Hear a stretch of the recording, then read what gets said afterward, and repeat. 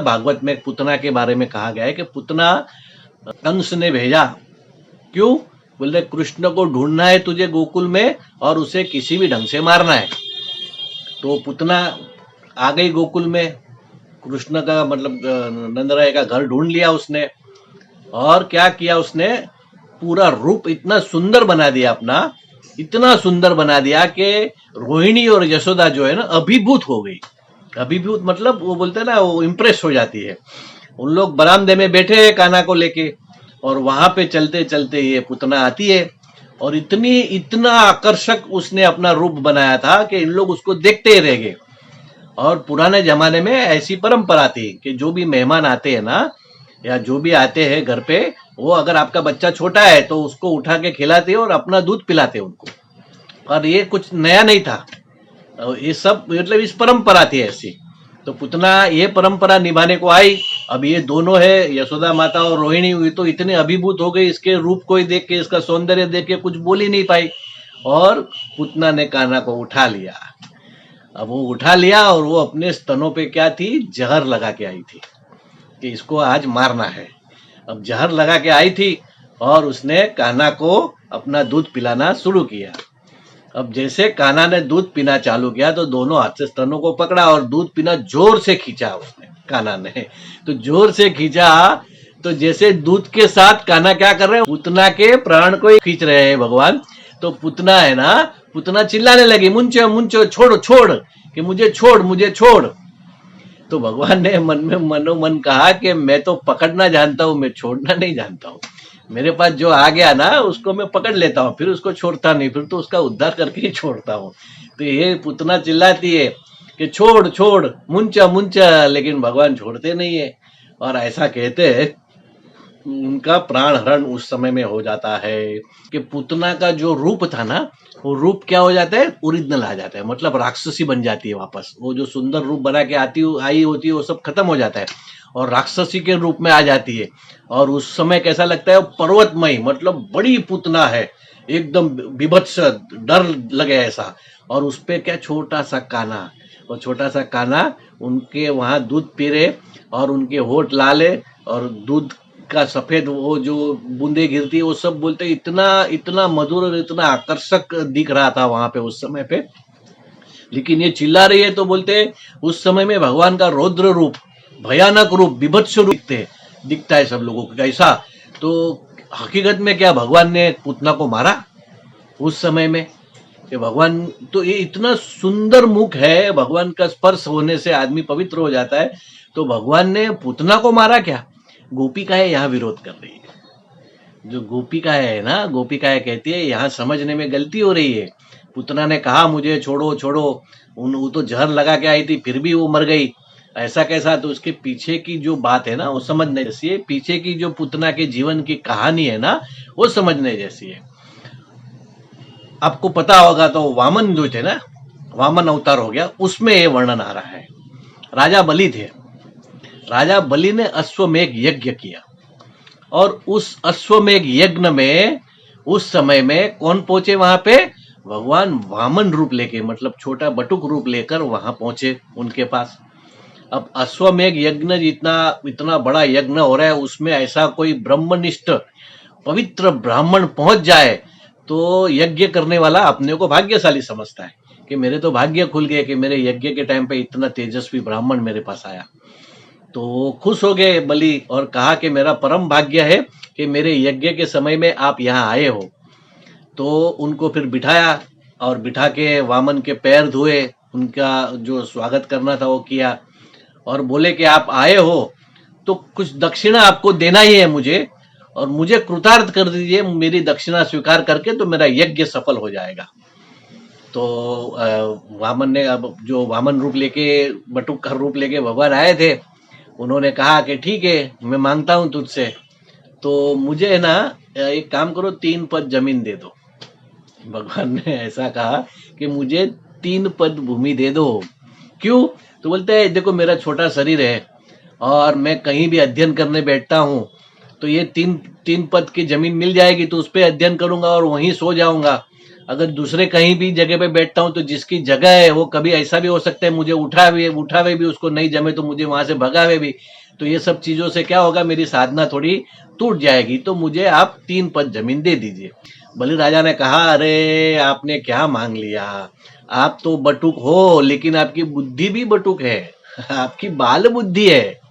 आपको मालूम है मैं कौन हूं? मैं त्रिलोकापति हूं, सब लोग, तीनों लोग मेरे हाथ में है।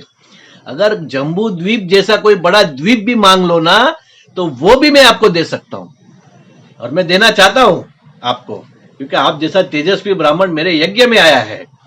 तो आप अभी भी आपको कहता हूं कि आप कुछ ज्यादा मांग लो। आपने खाली 3 पद जमीन मांगी मेरे से।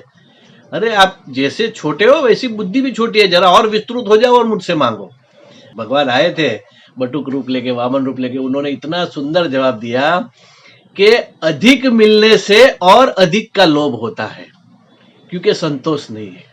मुझे सिर्फ और सिर्फ 3 पद भूमि ही चाहिए, क्योंकि मेरे भीतर संतोष है। देखो कितनी बड़ी बात है।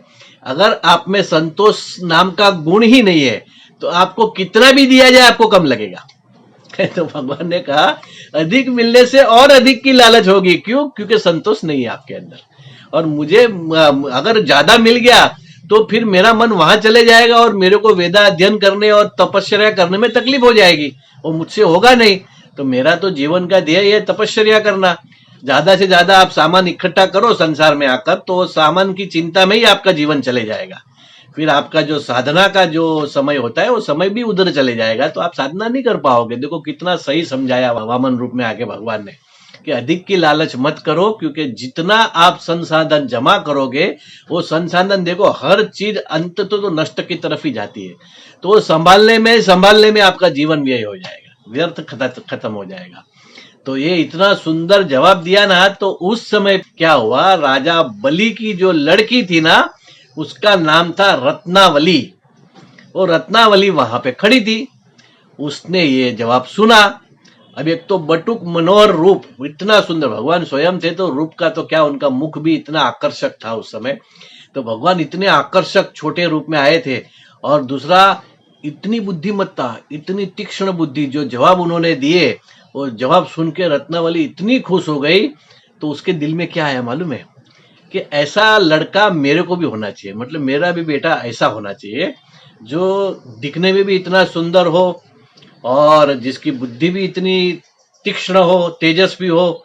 तो मैं उसको क्या करूंगी, प्यार से बड़ा करूंगी। ये क्या हो गया, रत्नावली के हृदय में वात्सल्य भाव निर्माण हो गया। अब ये जो वात्सल्य भाव निर्माण हो गया ना, तो उसके मन में ऐसा बेटा मुझे होना चाहिए, ये भाव आ गया। अब जब ये बलि ने कहा कि 3 पद ही जमीन चाहिए, तो वामन ने कहा ठीक, मुझे 3 ही पद चाहिए, मुझे ज्यादा नहीं चाहिए। तो विंध्यावली जो है ना, विंध्यावली मतलब राजा बलि की पत्नी, वो वही थी। तो बलि ने कहा उनको कि जाओ जल लेके आओ, क्योंकि पहले के जमाने में जब कुछ दक्षिणा देते थे तो लिखा पढ़ी ये सब नहीं होता था। जल लेके ऐसे ही दान कर देते थे और बस उसको माना जाता था। तो जैसे उन्होंने जल मंगाया और करने लगे प्रण कि मैं देने जा रहा हूं, तभी शुक्राचार्य जी ने रोका उनको। शुक्राचार्य जी उनके गुरु थे। उन्होंने रोका कि ये कोई सामान्य बटुक नहीं है, ये वामन कोई सामान्य नहीं है, आप चेत जाओ, आप सचेत हो जाओ। क्यों? बोलते हैं 3 पद के अंदर भी आपका पूरा राज चले जाएगा, वो भी आप दान पूरा नहीं कर पाओगे। तो राजा बलि अपने सत्य वचन पे अड़ग रहे। बोलता है नहीं, मैंने बोल दिया मैं दे दूंगा तो दे दूंगा। और उन्होंने प्रण ले लिया। जैसे ही प्रण लिया, दान दिया, वैसे क्या हो गया, भगवान विराट स्वरूप में आ गए। आगे की कहानी हम सबको पता है। राजा बलि फिर वो दे नहीं पाए। अब यहाँ क्या हो गया, जो रत्नावली थी ना, जिसको ये वात्सल्य भाव आया था कि मेरा ऐसा बेटा होना चाहिए, अब उसके भीतर में क्या आ गया, उसके भीतर में क्रोध आ गया, रोष पैदा हो गया, द्वेष हो गया भगवान के लिए। बोलता है इसने मेरे पिताजी को चीट किया, इसको तो मैं मारूंगी अभी। देखो पहले जो वात्सल्य भाव था वो वात्सल्य भाव बदली हो गया, अब द्वेष भाव आ गया, रोष मतलब क्रोध आ गया उनको। और वही रत्नावली अगले जन्म में कंस की बहन पुतना बन के आई। उस समय में उसने जो संकल्प किया था ना कि अभी इसको मैं मारूंगी, बस वो बदला लेने के लिए उसका अगला जन्म कंस की बहन के रूप में हुआ।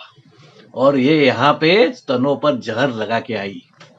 अब देखो क्या हो गया, जो गोपिकाएं समझाने चाहती है ना ये बात है कि भगवान किसी को नहीं मारते, बोलते गोपिकाओं का बहुत स्पष्ट मत है भगवान के लिए। बोलते हैं भगवान किसको नहीं मारते, इंसान अपने कर्मों से ही मरता है, भगवान को ये सब करने की जरूरत नहीं है। अब ये अपने स्तनों पर जहर लगा के आई और जैसे ही कान्हा को दूध पिलाने लगी तो क्या हो गया, भगवान का स्पर्श हो गया। अब जब भगवान का स्वयं आपको स्पर्श हो जाएगा तो आपके भीतर के अंदर द्वेष रहेगा, आपके भीतर क्रोध रहेगा, कुछ नहीं रहेगा, सब समाप्त हो जाएगा। क्यों? प्रभु का स्पर्श इतना पवित्र होता है, उनके दर्शन मात्र से इंसान के हृदय परिवर्तन हो जाता है। तो प्रत्येक स्पर्श होने से नहीं होगा क्या? तो भगवान का जैसे ही उनको स्पर्श हो गया पुतना को, वैसे ही उसकी बुद्धि घूम गई और उसको लगा अरे ये तो सौंदर्य धाम, मतलब साक्षात परमात्मा है, उनको मैं मारने आई हूं, मैं कितनी अधम हूं। तो क्या हो गया, उस समय उसने बोला था ना मुंच मुंच छोड़ो छोड़ो, तो वो किस लिए बोला उस समय उसने कि ये परम धाम परमेश्वर है, उनको मैं मारने आऊं, ये पाप नहीं होना चाहिए। इसलिए तुरंत वो बोलने लगी कि छोड़ो छोड़ो मत पियो इसको, क्यों इसमें जहर लगाए तो आप मर जाओगे। तो भगवान को बचाने के लिए पुतना उस समय में बोली मुंच मुंच छोड़ो छोड़ो, कि इसको मत पीना, इसमें जहर है, आप मर जाओगे। लेकिन भगवान क्या सोचते हैं मालूम है? भगवान का सोचना ऐसा था कि उस समय में उसके हृदय में पहले मेरे लिए वात्सल्य भाव आया था। मैं जब बटुक वामन अवतार बन के गया था मैं, तब उसके हृदय में मेरे लिए वात्सल्य भाव आया। मेरी माँ बनने को वो तैयार हुई थी कि मेरा ऐसा बेटा हो जाए, तो उसकी वो इच्छा पूरी करनी चाहिए। और माँ क्या होती है? माँ स्तनपान कराती है, दूध पिलाती है। तो वह पूरी करने के लिए भगवान ने यह किया, उसका दूध पीना चालू किया कि मैं उसको क्या प्रदान करता हूं, मातृत्व प्रदान करता हूं। इसलिए भगवान ने मातृत्व प्रदान करने के लिए उनका पुतना का दूध पिया, और वो दूध पीने से क्या हो गया, पुतना पवित्र हो गई। ये वात्सल्य भाव जो आया था भगवान ने उसकी पूर्ति की, और वो पूर्ति करने के लिए भगवान ने पुतना का दूध पिया। और यहाँ पुतना को क्या हो गया कि जहर वाला दूध है, ये पिएंगे तो मर जाएंगे, इसलिए वो घबरा गई, इतनी भयभीत हो गई और उसको इतना शौक लगा कि उसी में उसकी मृत्यु हो गई। जो आज के जमाने में बोले तो एकदम जब आघात लगता है तो हार्ट अटैक कैसे आ जाता है, बस तो पुतना को वह जो आघात लगा ना कि ये मैं क्या करने जा रही हूं, तो भय और आघात इतना जबरदस्त हो गया कि उसका हृदय बंद हो गया। तो यह है एक्चुअल में कि भगवान का स्पर्श जब होता है ना, तो भगवान का स्पर्श राक्षसियों को भी मुक्ति प्रदान करता है। भागवत में वर्णन है कि जब पुतना को गोकुल में जलाया ना, तो चारों तरफ दिव्य सुगंधी, जैसे अगरबत्ती जलाते, तो अगरबत्ती जलाने से क्या होता है, अगरबत्ती जलाने से चारों तरफ दिव्य सुगंध फैल जाती है। वैसे पुतना का शरीर को जब जलाया वहां पे गोकुल वासियों ने, तो कहते हैं चारों दिशा में दिव्य सुगंध फैल गई। पुतना ने अपने शरीर को जलाकर पूरे गोकुल को दिव्य सुगंध से भर दिया। क्यों? भगवान का स्पर्श मिला और वह मुक्ति की तरफ चली गई। अब देखो शास्त्रीय भाषा में पुत को क्या कहते हैं?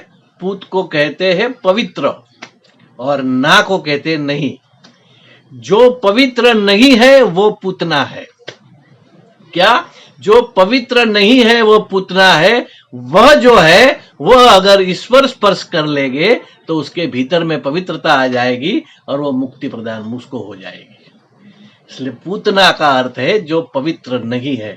जिसके भीतर में जरा भी अपवित्रता होती है उसे भगवान के शरण में जाना चाहिए, भगवान के दर्शन करना चाहिए, भगवान का स्पर्श मुझे हो रहा है ऐसी भावना करनी चाहिए, तो परम मुक्ति की तरफ अग्रसर हो जाएगी, जैसे पुतना को मिली। आप तक ये विचार पहुंचे, आपको ये दान करना है, लोगों तक पहुंचाओ, जन जन तक, घर घर तक, झोपड़ी झोपड़ी तक, खोपड़ी खोपड़ी तक। हमको क्या करना है? हमको तो खाली बटन दबा के फॉरवर्ड करना है। शायद किसी को लागू पड़ जाए और नर से नारायण बनने की प्रेरणा मिल जाए तो वो पुण्य आपका होगा।